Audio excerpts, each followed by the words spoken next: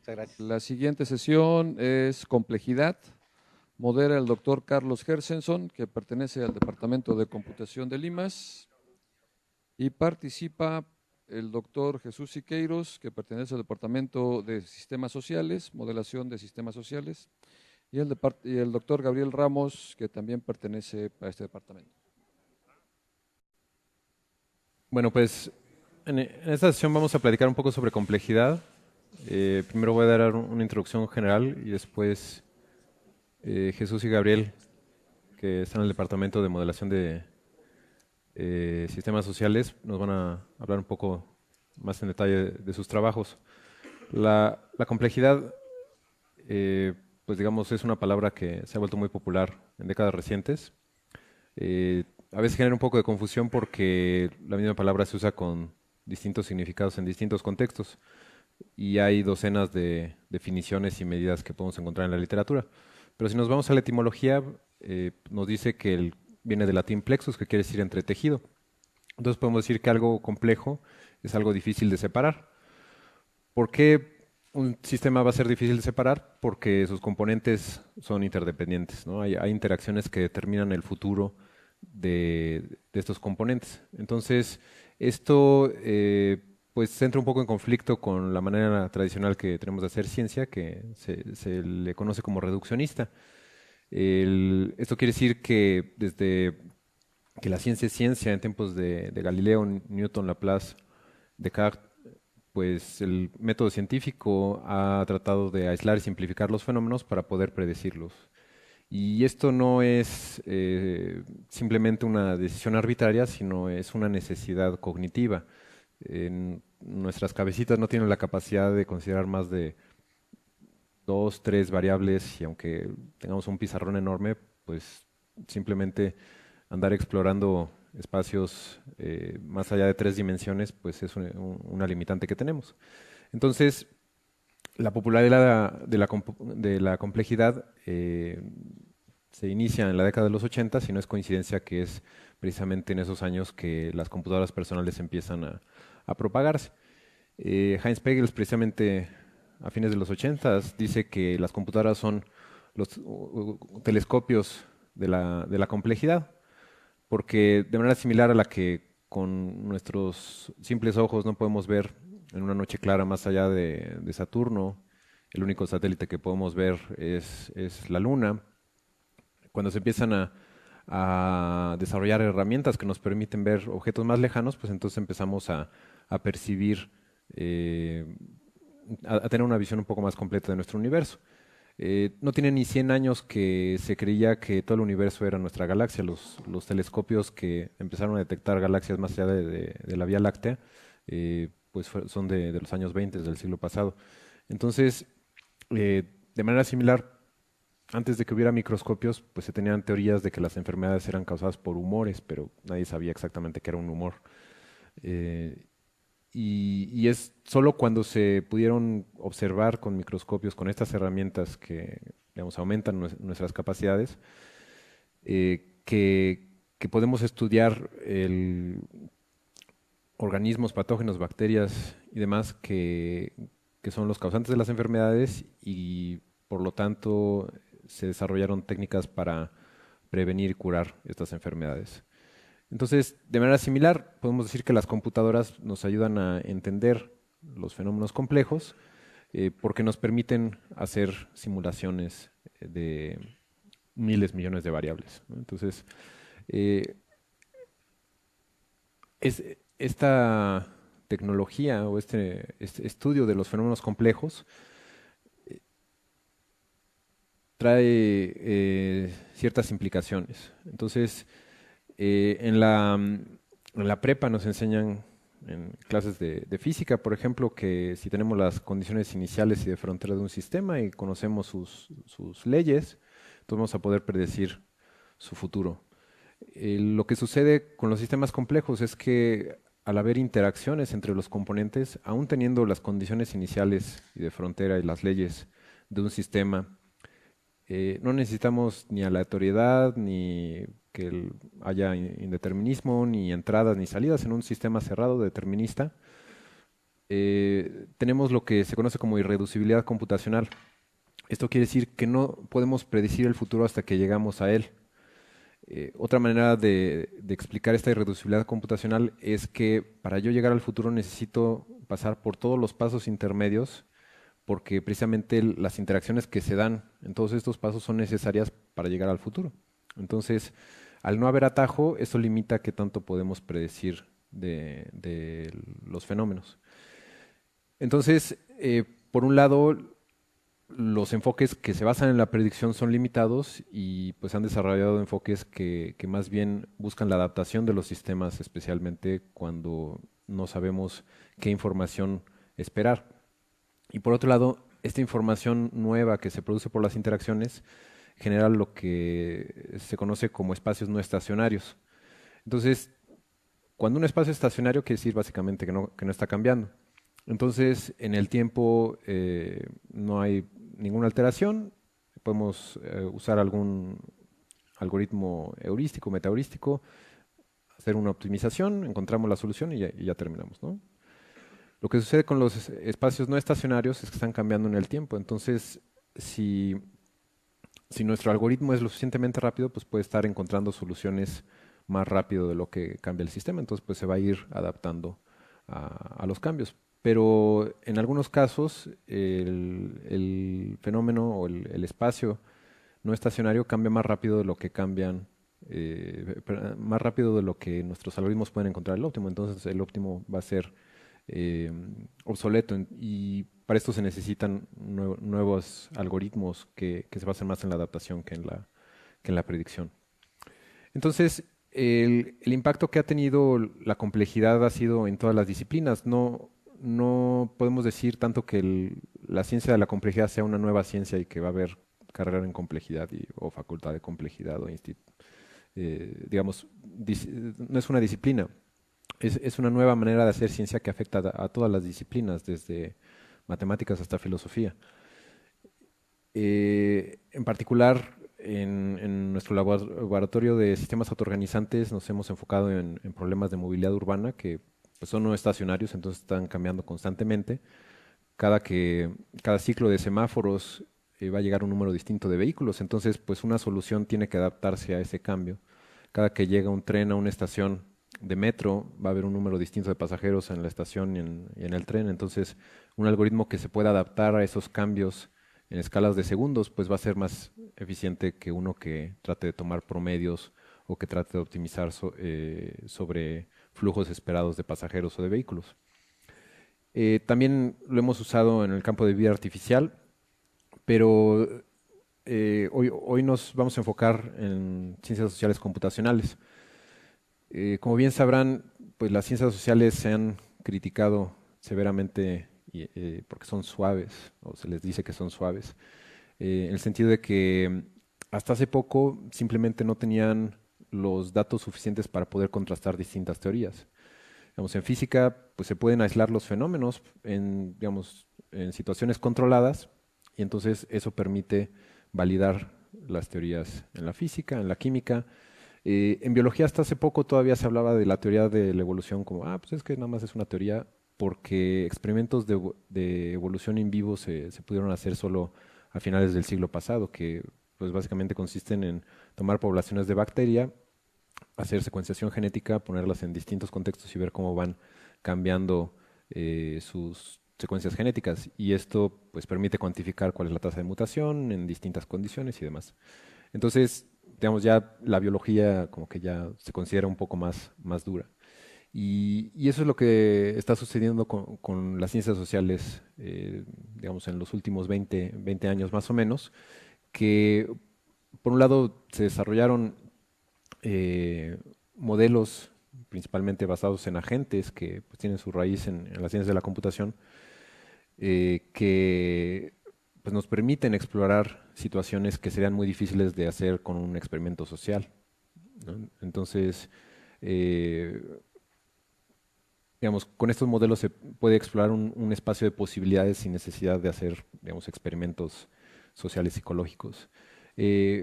Por otro lado, las grandes cantidades de datos que se acaban de hablar de ellos permiten obtener información que antes era imposible o muy costoso conseguir. Entonces, la información disponible en redes sociales sobre cómo se propagan piezas de información, pues está ahí para analizarse. Si nosotros queremos hacer una encuesta, pues es costosa, es sesgada, digamos, tiene muchos inconvenientes. Entonces, estas grandes cantidades de datos permiten contrastar ciertas teorías sociales.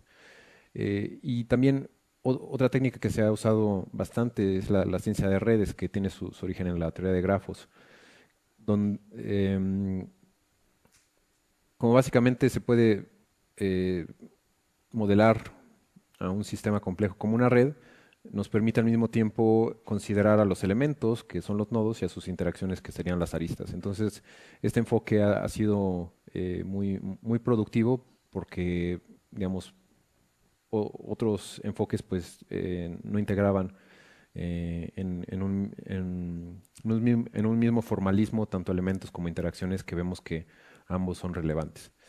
Entonces,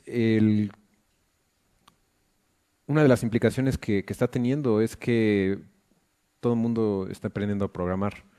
El año pasado estuve en una conferencia en San Petersburgo que era precisamente la intersección entre ciencias sociales y computación. Y estudiantes de licenciatura en algún campo de las humanidades, no sé exactamente qué licenciatura, decían, no, pues es que nosotros tuvimos que aprender R por nuestra propia cuenta porque pues tenemos que analizar los datos, o sea, para titularse necesitan hacerlo.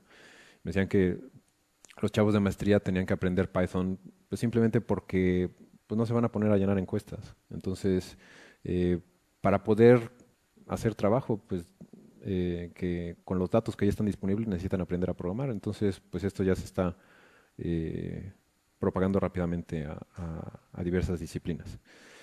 Entonces, bueno, le cedo la palabra. Jesús, ¿quieres ir primero? ¿Quieres este?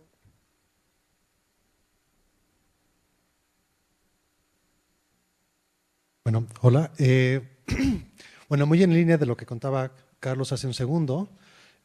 Yo de lo que les voy a hablar es de una discusión que constantemente tengo yo como antropólogo, que mi formación básica es de antropólogo, con mis colegas a la hora de hablarles de que yo uso la computadora para hacer trabajo antropológico, ¿no? Y es una discusión que además hemos tenido durante mucho tiempo en el departamento en el que yo estoy, que es el Departamento de Modelación Matemática de Sistemas Sociales, ¿sí? La cuestión es que los antropólogos en general no creen que el uso de la computadora pueda ser algo útil para hacer investigación en ese sentido, ¿no? Bien, entonces, a ver, ¿cómo funciona esto? Ok, entonces mi presentación tiene 4 partes, una que es un curso rapidísimo de antropología, después cuál creo que podría ser la expansión computacional de la antropología, y menciono 3 trabajos que hemos hecho nosotros en el departamento. Particularmente el primero ya lo terminamos, el segundo y el tercero, uno está en proceso y el otro ni siquiera ha comenzado, pero está la idea y es lo que les voy a contar ahora. Una discusión brevísima y una conclusión así de una lámina. ¿Okay? Bien, entonces, para hablarles de qué es la antropología, voy a empezar diciendo, o para hablarles de qué tipo de antropología estoy hablando yo, voy a iniciar mencionando qué no es la antropología de la que yo estoy hablando. ¿Okay? Entonces, yo no estoy hablando de la antropología física, en donde el objeto de estudio principal es evolución o diferencias morfológicas entre distintos grupos humanos y cosas de ese tipo, ¿no? Tampoco estoy hablando de la arqueología, ¿sí? Todo el mundo tiene una idea bastante clara, por lo menos por la cultura popular, de qué es la antropología. Mucho menos estoy hablando de esto, ¿no? Esto no nos pasa, aunque es más probable que nos pase esto, ¿no? Y en realidad, de la antropología de la que estoy hablando es lo que se conoce como antropología cultural o etnología. Y ese es un tipo de antropología que en lo que se centra es en estudiar las tradiciones, el comportamiento, las visiones del mundo que tienen sociedades contemporáneas. ¿Okay? Entonces, como campo de acción, bueno, lo típico es estudiar sociedades vivas, como les mencionaba hace un segundo, pueden ser sociedades como mal llamadas primitivas o sociedades modernas, ¿sí? Este es, aquí en México, en el Zócalo, hay un trabajo sobre identidad de este tipo de grupos, ¿sí? Bien, perdón. Ok, pero en general la pregunta de investigación de la antropología es cómo se relaciona la visión que tenemos del mundo como sociedad, como cultura, ¿sí? Con la manera en la que nos definimos a nosotros mismos, cómo nos relacionamos y definimos a los otros y cómo entendemos e interactuamos con nuestro entorno. ¿Okay? Este es como el campo más general dentro de la antropología cultural y la etnología. ¿Okay? Entonces, el método clásico de la antropología es el trabajo etnográfico, y el trabajo etnográfico consiste en hacer trabajo de campo, convivir con las comunidades, ¿no? Puede ser, como decía, modernas o primitivas, ¿sí? Aquí, por ejemplo, perdón, el antropólogo es ¿no? Hacemos grabaciones de sus historias, su música, hacemos entrevistas hasta que se esconden porque ya no quieren que les hagamos más preguntas, ¿sí? Pero todo esto es estar en el campo siempre, ¿no? Y lo que esto genera es, o la forma en la que el antropólogo entiende sus datos es en forma de una narrativa que está hecha explícita en un texto. ¿Ok? Entonces, por ejemplo, uno cuando va a estudiar antropología, lo que estudia en general son muchísimos textos etnográficos, ¿no? De descripciones de distintas sociedades, distintas culturas, tal. En ese sentido, la antropología, aun cuando hace preguntas muy profundas, su trabajo es principalmente, su vocación es una vocación principalmente descriptiva. Bien, en este sentido, a mi modo de ver esto, ¿cuáles son algunas de las limitaciones que tiene la antropología tal como se hace o se ha hecho durante los 170 años que tiene de existir? ¿Okay? Uno es que la etnografía, como el método privilegiado de los antropólogos, es que genera texto y es una forma difícil de tratar para hacer análisis masivo sobre la información que hay de distintas culturas, ¿no? Sobre todo si se toma en cuenta es que los antropólogos todavía tienen un amor grande por el texto en papel, ¿no? Entonces eso todavía hace más difícil trabajar con este tipo de documentos.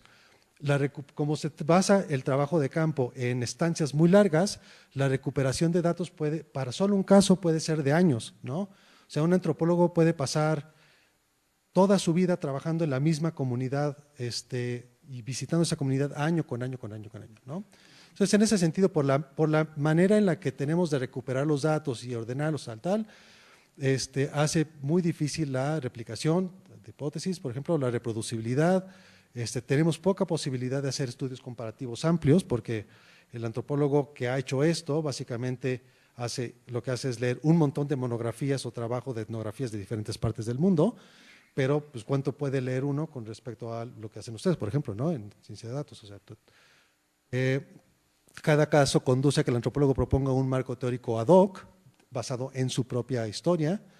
El antropólogo se suele perder en hacer una descripción muy detallada de los árboles, pero deja de lado la perspectiva global o es muy difícil que dé cuenta de ello y genera preguntas de gran profundidad, pero sus métodos limitan sus respuestas, ¿no?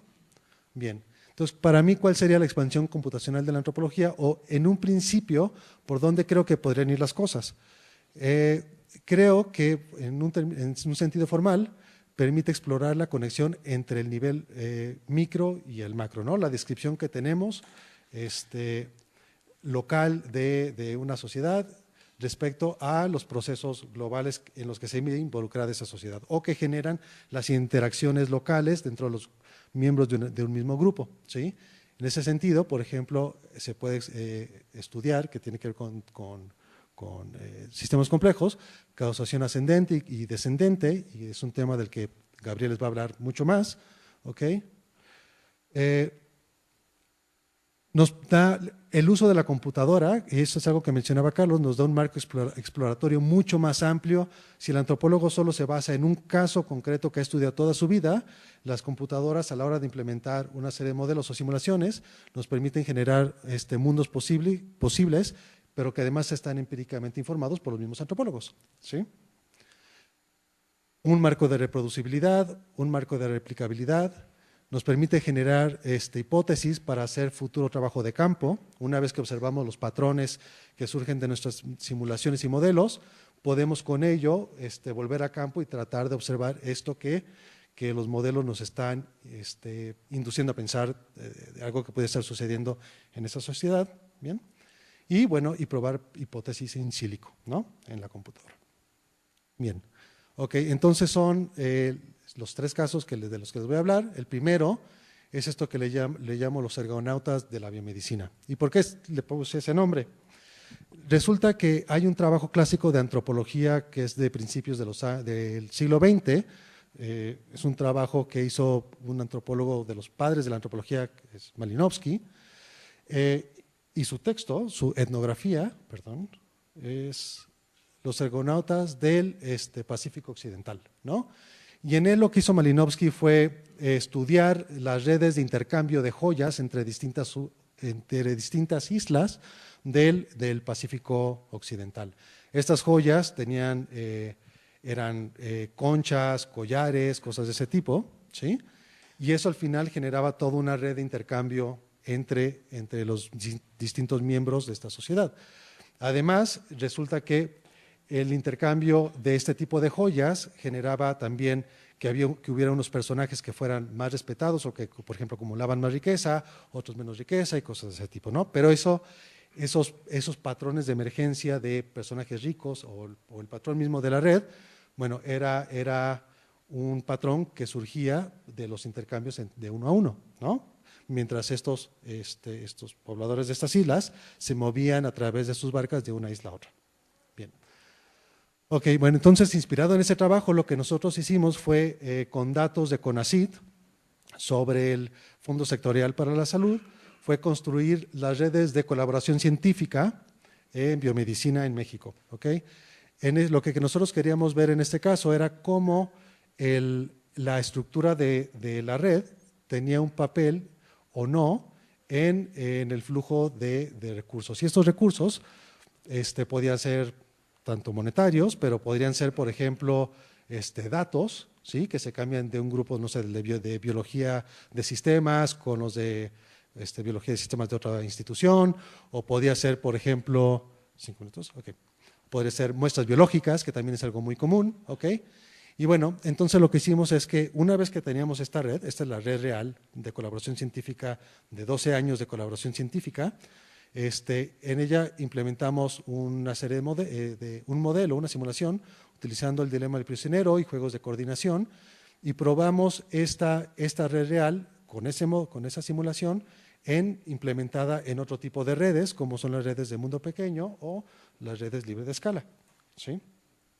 Bueno, lo que quiero sacar de esto es que hay una articulación entre el uso de herramientas computacionales con el trabajo de campo. Por ejemplo, estas reglas trataban de reflejar lo mejor posible lo que se había observado desde un punto de vista antropológico, descriptivo, en el comportamiento de las comunidades de biomedicina respecto a cómo establecen sus propias relaciones de colaboración, ¿sí?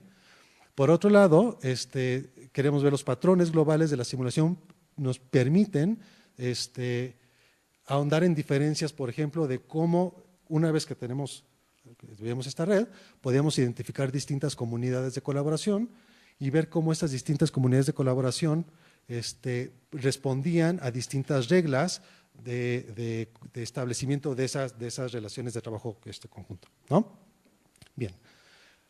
Ok, en un segundo caso es eso que le llamamos un mundo afectivo en la web, y lo que queremos saber es cuál es el papel de las emociones en las interacciones digitales, en la formación de grupos y la construcción de identidad individual y grupal.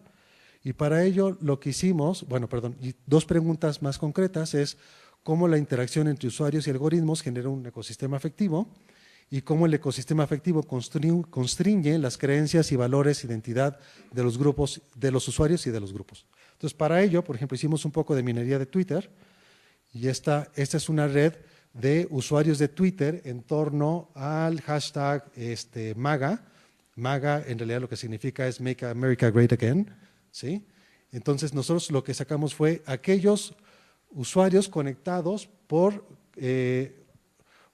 con quienes están dialogando en sus tweets, ¿sí? ¿Ok? Y por el otro lado, lo que hicimos fue un universo de los hashtags vinculado con esta red social, ¿ok? Lo que en cierto sentido lo que nos genera es una red social de quién está platicando con quién y respecto a qué cosas están discutiendo, y podríamos decir que este es como el universo semántico que responde a esta red social. Bien. Desde el punto de vista antropológico, una de las cosas que privilegian son ver el caso en detalle y ver a los actores a nivel individual. Perdón. No, perdón. Ahí está, ¿ok? Entonces nos agarramos un caso único y con esto sacamos su primera red social de discusión en Twitter, ¿ok? Y tenemos con quién se siente apoyado, por ejemplo, quiénes están diciendo lo mismo que él, de dónde están sacando información y con quiénes se están peleando, ¿no? Ok, se está peleando con Barack Obama. Este es un cuate en particular que está discutiendo sobre cosas respecto a favor de Trump y cosas de ese tipo. Este es su mini red semántica, es decir, como su universo de hashtags sobre lo que está discutiendo. Y cuando este universo de hashtags lo clasificamos en términos de comunidades, vemos que son 5 temáticas principales sobre las que está hablando, ¿no? Esta es, bueno, MAGA, Make America Great Again. Esto es de mantengamos a América grande todavía, ¿no? Por lo menos durante el 2018, ¿ok? Pero lo interesante de esto es que nos habla de la persona esos otros 3 hashtags. Por ejemplo, Ostfront, se refiere al frente occidental durante la Segunda Guerra Mundial en Alemania, y resulta que este usuario en particular es de origen judío y tuvo familiares participando durante la Segunda Guerra Mundial, y sus tweets en ese sentido van hacia una crítica a los demócratas de por qué los demócratas en su momento no mataron a Stalin, ¿no? Ok, estos otros tienen que ver con estar en contra de la migración de musulmanes a Estados Unidos, y esos en general en contra de los demócratas. Bien, entonces, ¿por qué esto sería interesante y por qué es relevante? ¿Por qué? Pues porque esto nos permite entender la formación de grupos, por ejemplo, como ISIS, que utiliza las redes sociales para reclutamiento, asociación y homofilia en grupos de odio, por ejemplo, en este caso, vinculados con grupos supremacistas blancos, grupos de apoyo a personas con enfermedades psiquiátricas, activismo político, etc. Entonces, me queda un minuto. Y me queda un caso más todavía. Entonces, el salvaje urbano, este es el tercer caso, y este es un proyecto que apenas estamos pensando trabajar. Entonces, me salto esto: el salvaje urbano no es una persona, ¿no? Sino el salvaje urbano se refiere a toda la biodiversidad de una ciudad, ¿ok? Lo que nosotros queremos hacer es estudiar en estos espacios verdes en las ciudades, porque concentran gran parte de la biodiversidad urbana. Esta biodiversidad es importante porque ofrece beneficios para los humanos en las ciudades y además contribuye a la sostenibilidad de la ciudad, ¿ok? Entonces, nuestras preguntas tienen que ver desde un enfoque de ciencias de la sostenibilidad y sistemas socioecológicos, cómo los patrones de la dinámica urbana y el comportamiento de las personas en la ciudad inciden en la distribución y abundancia de la biodiversidad urbana, y por el otro lado, en un sentido mucho más aplicado, cómo podríamos controlar o gestionar la biodiversidad para promover autonomía y automantenimiento de una red urbana de espacios verdes que contribuya a la sostenibilidad y a la robustez de las ciudades, ¿no? ¿Ok? Entonces, para ello son varias cosas las que tenemos que hacer, en donde vinculamos un enfoque computacional con un enfoque antropológico. Por ejemplo, este es un mapa, apenas lo sacamos esta semana, que identifica las zonas verdes de la ciudad de Mérida. Todo lo que está en negro es zona no verde, todo lo que está en blanco es zona verde. La ciudad de Mérida es todo esto, ¿no? Si le hiciéramos un zoom, veríamos que hay más puntitos blancos adentro en la ciudad. Segundo paso implica hacer una identificación de biodiversidad en los espacios verdes públicos, que son los que particularmente nos interesan. El uso de los humanos de estos espacios verdes en relación de cómo se entiende la relación con la naturaleza. Esto nos permitiría, por ejemplo, generar redes multicapa, en donde cada punto corresponde a un espacio verde y en donde las relaciones son de distinto tipo. Por ejemplo, puede ser relaciones de cómo se mueven ciertas aves de un punto a otro, los usos de los espacios por parte de las personas, y así, ¿no? Con esta información, lo que nosotros podríamos hacer o que quisiéramos hacer es aplicar, por ejemplo, autómatas celulares y modelación basada en agentes para tratar de identificar, en términos generales, la dinámica que se da entre el componente biofísico y el componente social y cómo esa dinámica nos puede decir algo sobre el estado actual de la ciudad en ese sentido y posibles trayectorias por donde pudiera moverse la ciudad bajo distintas estrategias de control de biodiversidad y de la relación de las personas con los espacios verdes, ¿sí? Entonces, ahora sí, para cerrar, a mi modo de ver, el enfoque computacional ofrece a la antropología entender dinámicas sociales globales, explorar la conexión causal entre lo micro y lo macro. En ese sentido podríamos ver la dinámica sociocultural y ecocultural de una sociedad y las trayectorias evolutivas de una sociedad o cambio social, explorar posibles escenarios, facilitar la comunicación, por ejemplo, a través del código, ¿no? Que es una buena manera de comunicarse con otros de otra disciplina, y además es una muy buena herramienta heurística para generar nuevas preguntas, ¿no?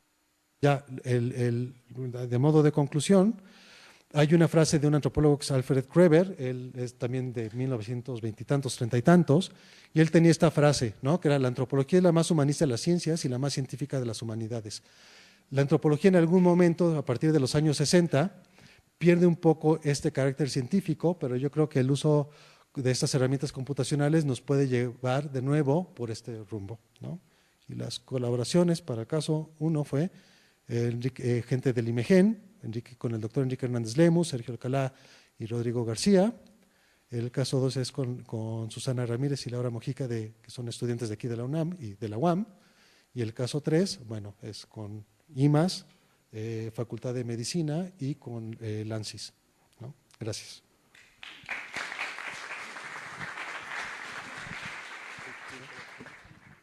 Bueno, buenas tardes a todos. Yo soy Gabriel Ramos, yo me acabo de incorporar al IMAS, al Departamento de Modelación Matemática de Sistemas Sociales, en abril pasado. Yo soy biólogo de formación y me he dedicado durante mucho tiempo a estudiar comportamiento social y particularmente organización y estructura social en animales. Ayer Héctor Benítez, cuando presentó esta parte del evento, decía que en este departamento estamos trabajando con sistemas sociales sobre los cuales no necesariamente tenemos un modelo detrás. Y la idea en mis investigaciones ha sido siempre intentar generar ese modelo, o sea, tratar de modelar el sistema social para comprenderlo mejor y después con esos modelos pues poder regresar a tomar mejores datos o con predicciones sobre lo que nos deberían de decir los datos si pudiéramos tomar más datos, ¿no?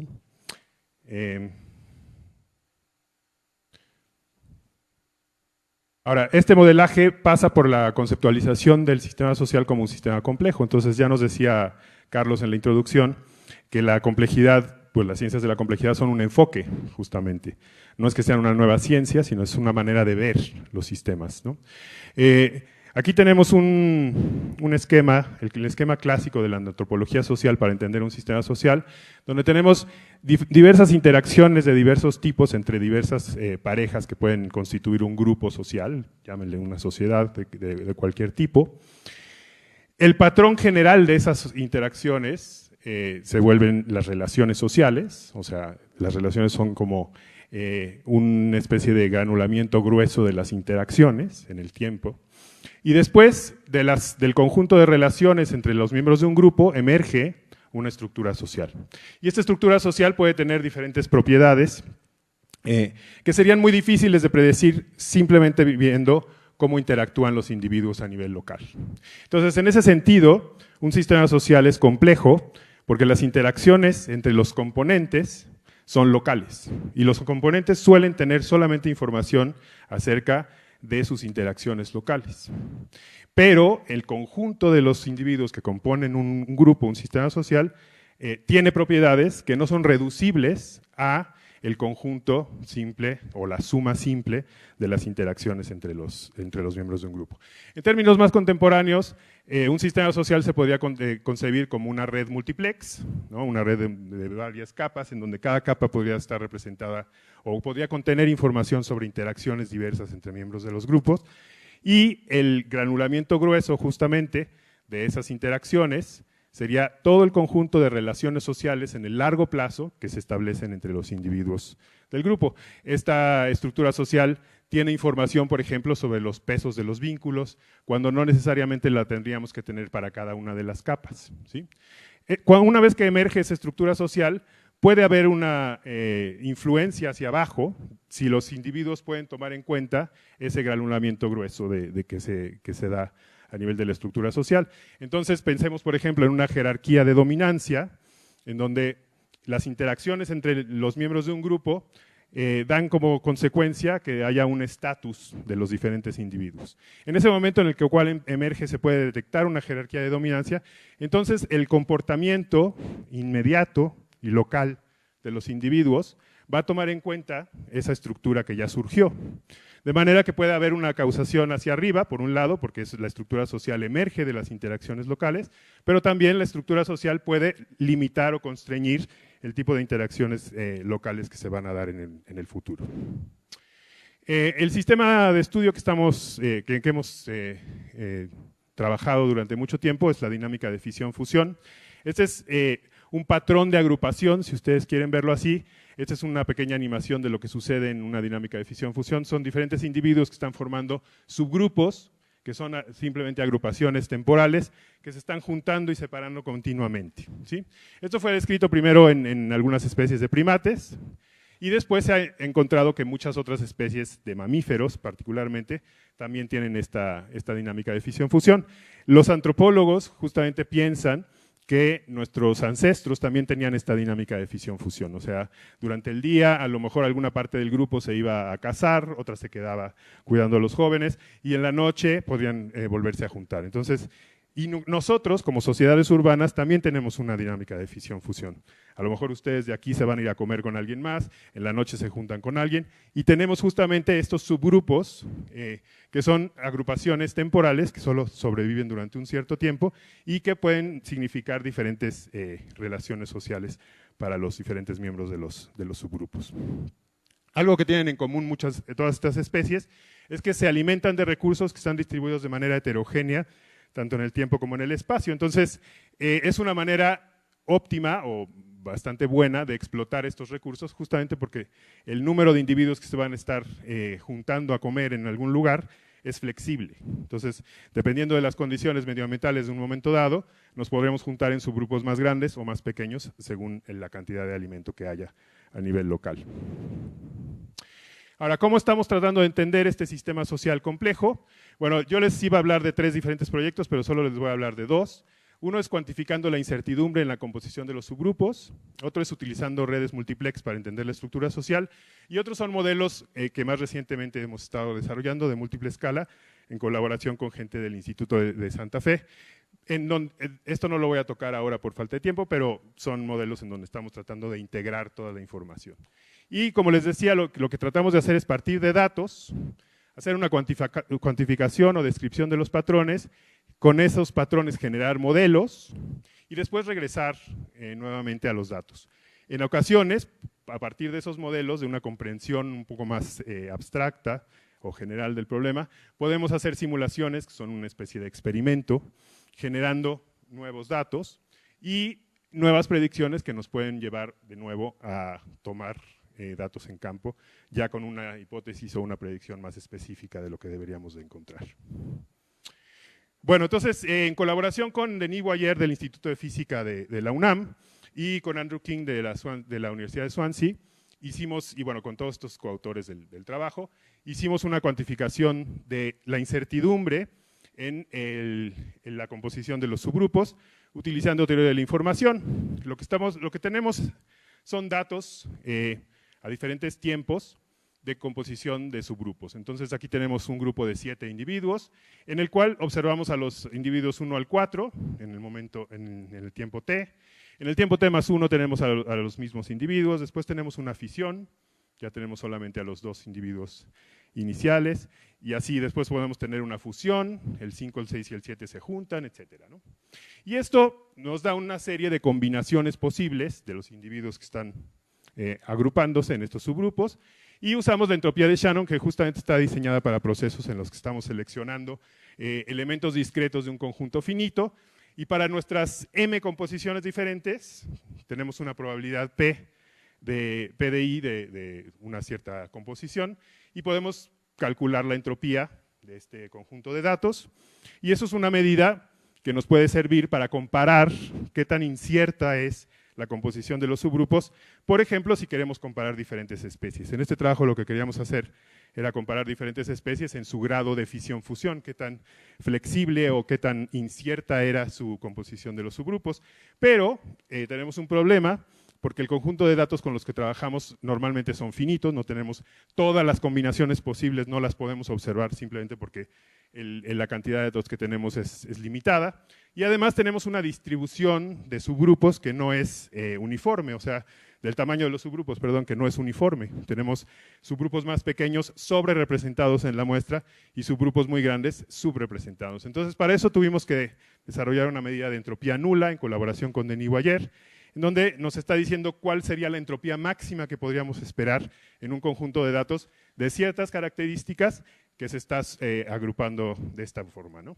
Y es equivalente básicamente a hacer un remuestreo o un bootstrap de los datos, intercambiando unos y ceros en las filas, ¿sí?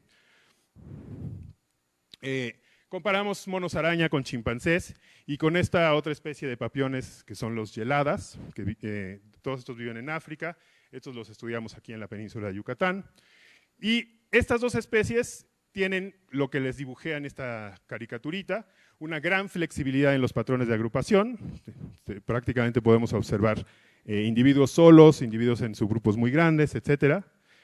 Y en comparación con los geladas, que son bastante diferentes, porque en los geladas lo que observamos son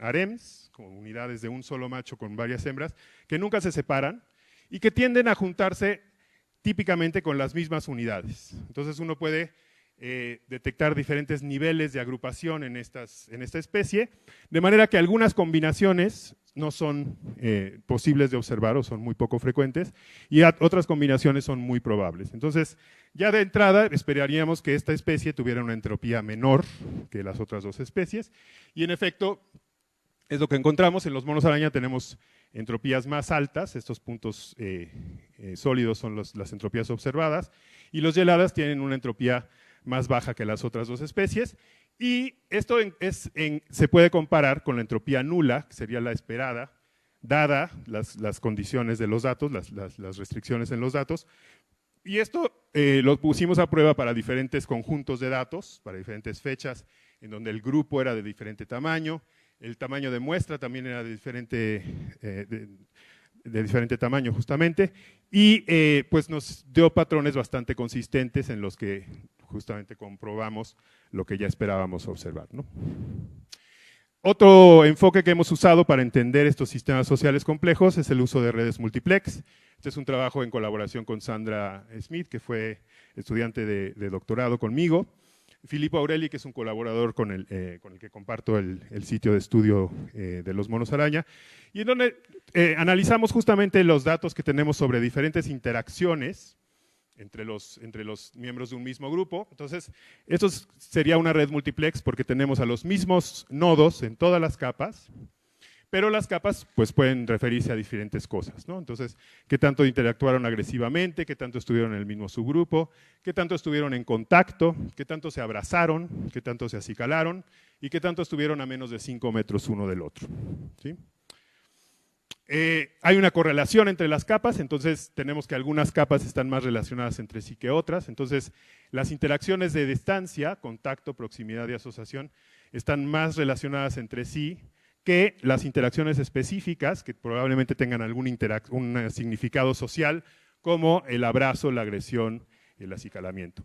Y aún así, aunque están relacionadas estas capas, todas están aportando información. Esta es la entropía relativa, o la información que perdemos cuando vamos removiendo capas, ¿sí?, del multiplex. Y en todos los casos, salvo quizás al principio, cuando quitamos la primera capa, sí estamos perdiendo información acerca de lo que está contenido en toda esta red multiplex.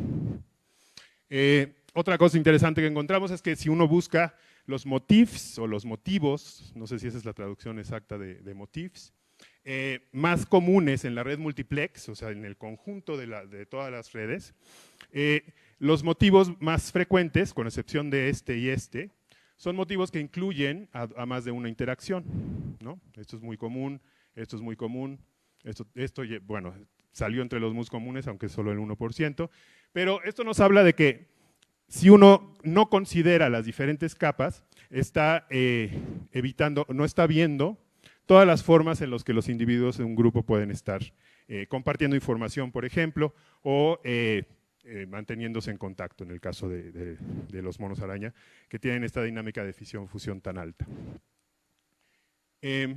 Después, bueno, hacemos un ejercicio de modularidad y no encontramos mucha modularidad en algunas de las capas, pues sobre todo en las de distancia, pero sí en otras donde hay un poco más de significado social en las interacciones.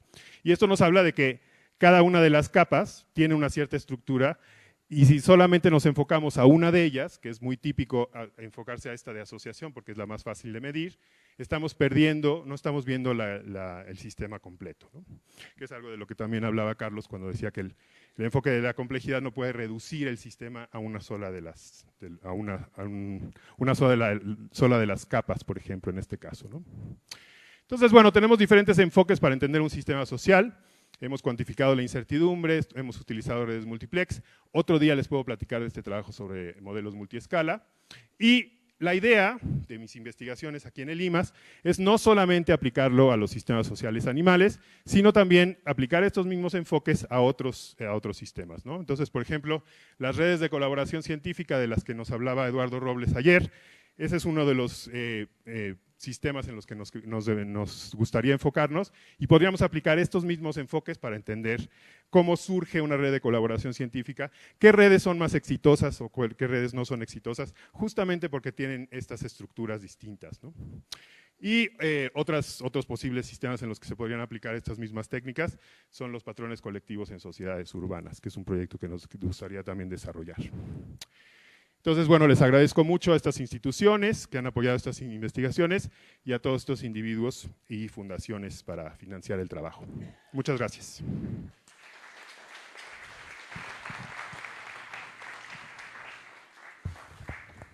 Bueno, muchas gracias, Jesús Gabriel. Tenemos 5 minutos para preguntas.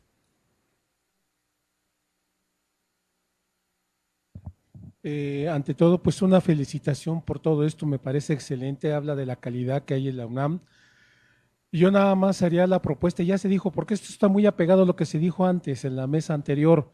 Yo creo que ustedes, el IMAS, como punta de lanza, deberían de hacer una propuesta seria, formal, ya sea posgrados, especialidades, para trabajar conjuntamente entre las ciencias sociales en global y lo que ustedes hacen.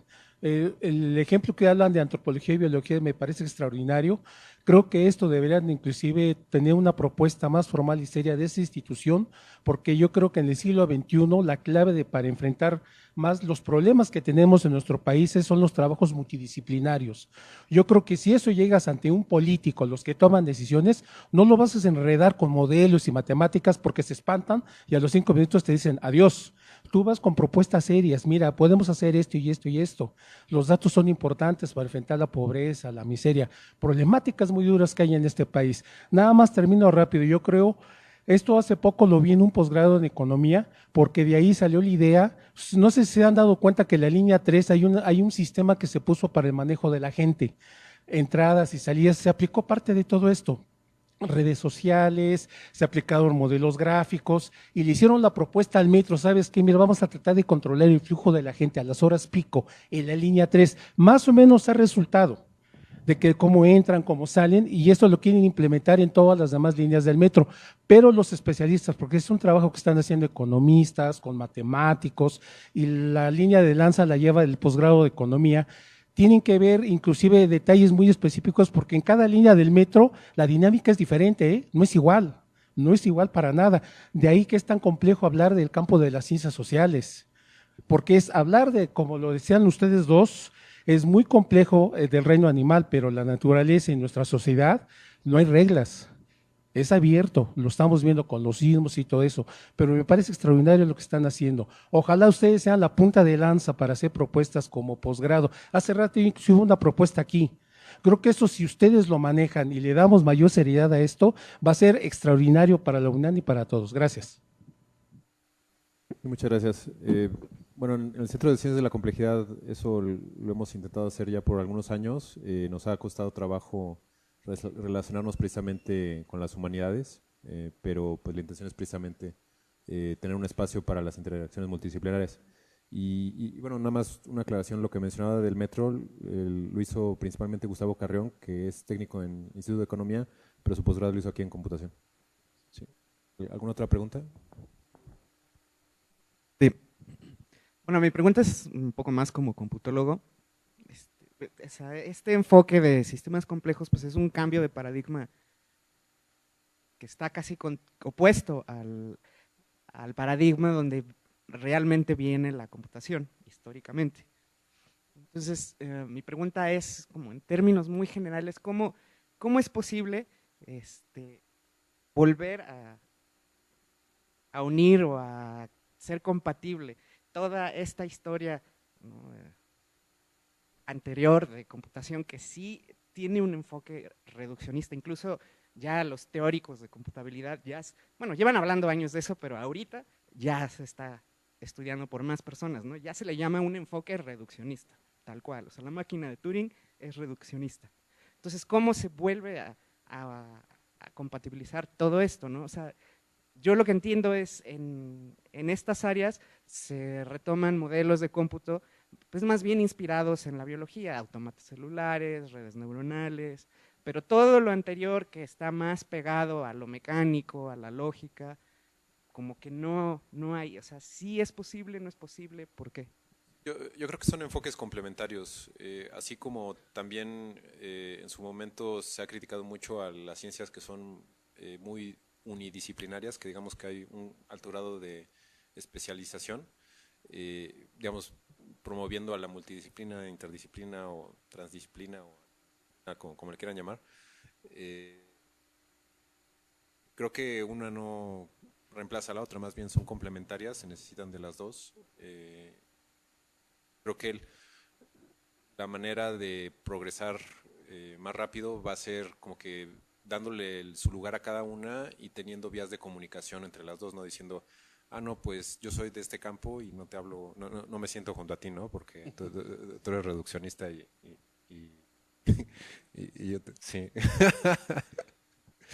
Sí. Una última pregunta. Gracias, Carlos.